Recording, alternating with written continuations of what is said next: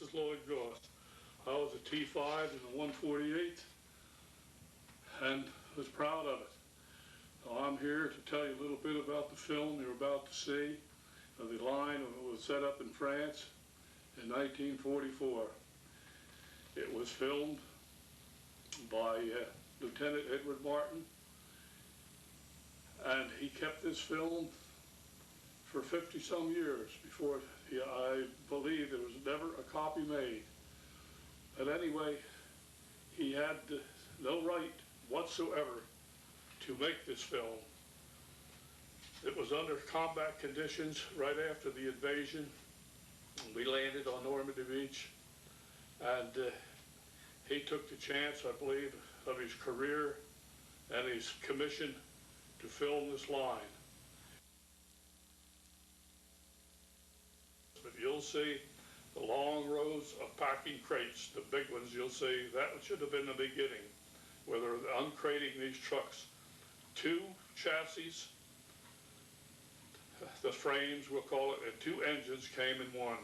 Then there was another big box that the wheels and all other stuff that came assembled. Everything was crated and assembled in the United States and sent to the embarkations in France.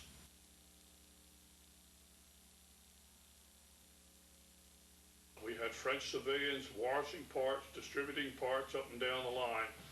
We had a small little railroad of 2 little cars, and as you can see in the film, the Frenchmen, they operated that and delivered all the parts that was needed up and down the line. The lieutenants and sergeants were in charge. They walked the line up and down to see to it that everything went smoothly, no arguments against the men.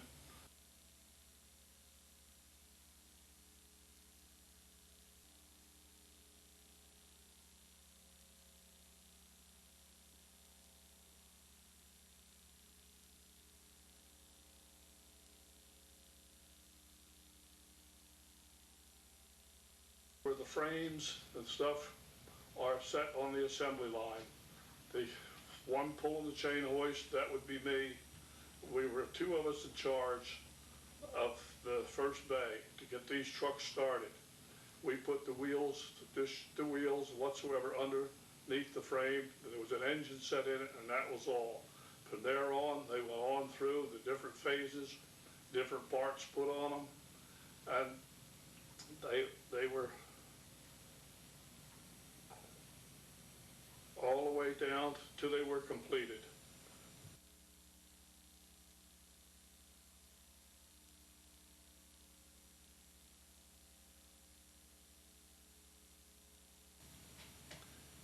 They went from, we put the 4 or 6 wheels under them, then they were pushed down to the next bay, and they would assemble certain parts to the next, all the way down to the end, and the completed truck would run off. So after a while, mud and stuff got so deep, it was almost impossible to work. So they took these big crates that we had, and we made a line, and that's when we assembled all the trucks on top of these, the parts from these crates. We made kind of a runway all the way to the end.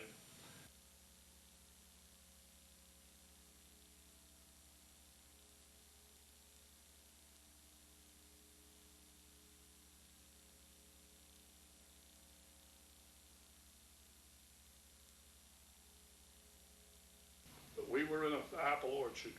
That's where we bivouacked. Right next to us was an airfield of fighter jets. And these fighters were the ones that protected us quite some, because at night sometimes we would wake up and they would be hunting for that assembly line. They knew it was there. They wanted to get it. Excuse me, but they couldn't find it. And the sky would be lit up with tracers and whatnot. You could sit and lay in your pup tent and almost read a book. But some of the men, they used the crates and whatnot. They built little shacks. Most of us was 2-man to a pup tent, and we each had one of them. So we took some lumber and we made a kind of a bed out of it, and used the metal strapping that the crates came in and was put together. We used them across them, and that made kind of a springs. We laid a raincoat, one blanket on top of that, and that's how we slept. We used to start on the assembly line from about daylight in the morning, and we worked right up until dark, sometimes at 10 o'clock at night before we'd ever get off. And then we would have a meal, no place to wash up, we had no showers, we had nothing but a steel helmet, and we could put a little water in it and rub your face off and go to sleep, with clothes and all, whether it was rain, snow, or blow.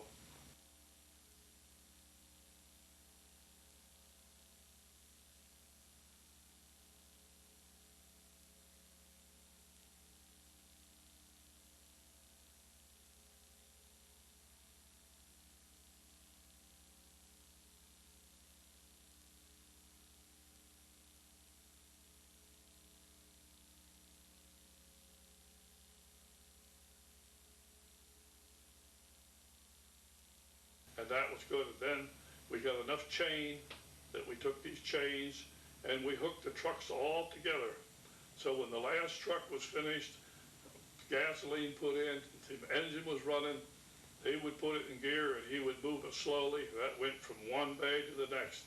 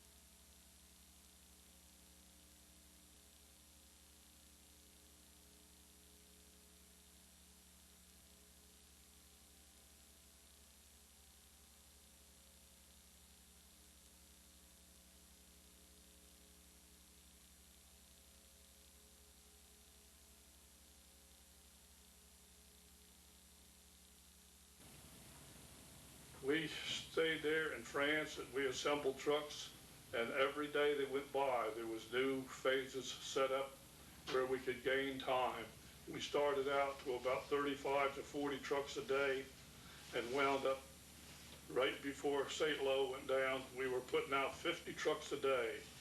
And if it wasn't for these trucks and the 175 men and 5 or 6 officers that we had, why, I don't believe the war would have went as far as we did, because we assembled this stuff. Those trucks took all the ammunition, they took the food, they took the replacements, they towed guns, they did everything. They had what they called the Redball route, a continuous circle from the port of embarkation where all of their equipment came in. These trucks were there, they were loaded, and they would send off to different destinations. And when they were unloaded, right around the circle and back and reloaded. The drivers of those trucks were to be commended for all the hard work and the hours that they put in.